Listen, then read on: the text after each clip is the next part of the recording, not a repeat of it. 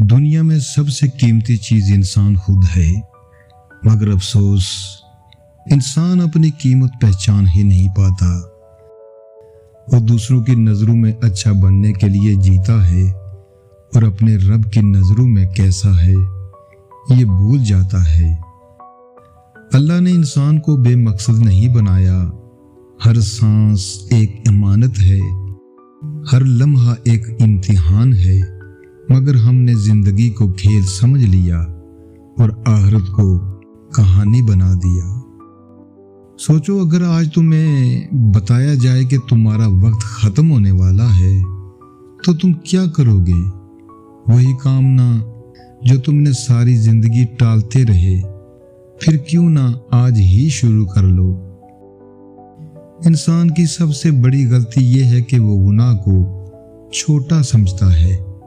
وہ کہتا ہے کہ یہ تو بس ایک بار ہے، مگر وہ نہیں جانتا کہ ایک بار ہی عادت بن جاتی ہے اور عادت زندگی بدل دیتی ہے۔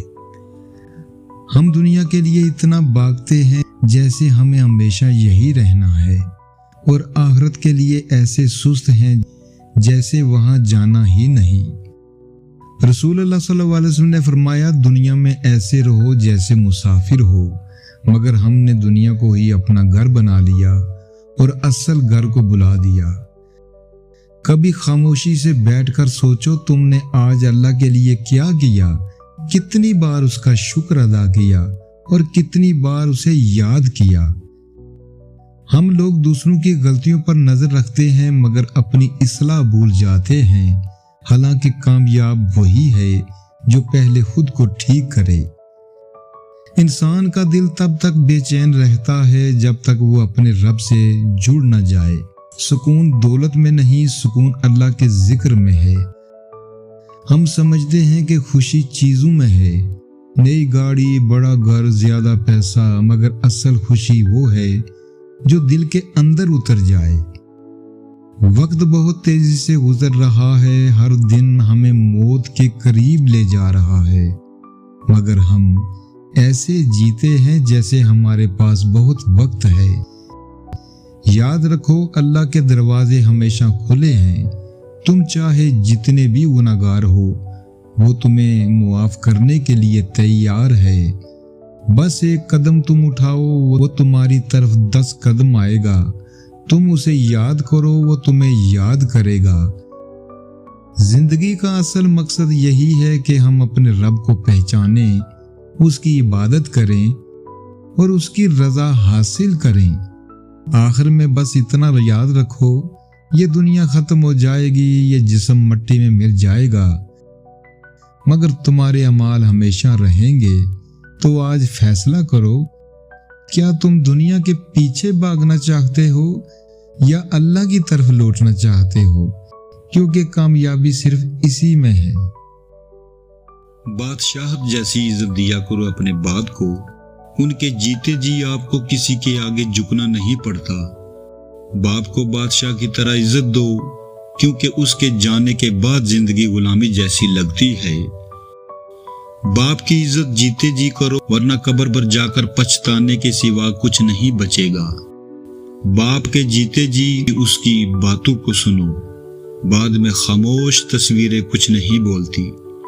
باپ کی عزت کرنے والے کبھی زمانے کے آگے جھکنے پر مجبور نہیں ہوتے۔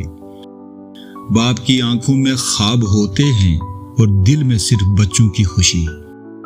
اس دل کو ٹھیس نہ دینا۔ باپ کی جوتیوں کے نیچے چھپی ہوئی تھکن کو اگر پڑھ سکو تو ساری زندگی اس کے قدم چومو۔ باپ کی خاموش دعائیں تمہیں وہاں پہنچا دیتی ہیں جہاں تمہاری محنت بھی نہ پہنچا پائے۔ جس دن باپ چلا جاتا ہے اس دن زندگی سے حفاظت کا آخری ہتھیار چھن جاتا ہے۔ باپ کا دل دکھا کر جو خوش ہوتے ہیں وہ کبھی زندگی میں چین سے نہیں سوتے۔ جس نے باپ کی عزت کھو دی وہ دنیا میں سب کچھ پا کر بھی خالی رہتا ہے۔ باپ وہ نعمت ہے جو ایک بار چلی جائے تو ساری زندگی کے پچھتاوے بھی واپس نہیں لا سکتے۔ اگر آپ کا رزق رکنے لگے تو ہو سکتا ہے یہ 4 غلطیاں آپ سے ہو رہی ہوں۔ غلطی نمبر 1، جو ملا ہے اس پر شکر چھوڑ دینا، کیونکہ جب انسان شکر کرنا چھوڑ دیتا ہے تو رزق کے دروازے آہستہ آہستہ بند ہونے لگتے ہیں۔ غلطی نمبر 2، ماں باپ یا قریبی رشتوں کا دل دکھانا۔ یاد رکھو رزق دعاؤں سے جڑا ہوتا ہے اور بد دعا راستے روک دیتی ہے۔ غلطی نمبر 3، حرام یا مشکوک کمائی۔ یہ وقتی فائدہ تو دیتی ہے لیکن برکت اور سکون چھین لیتی ہے۔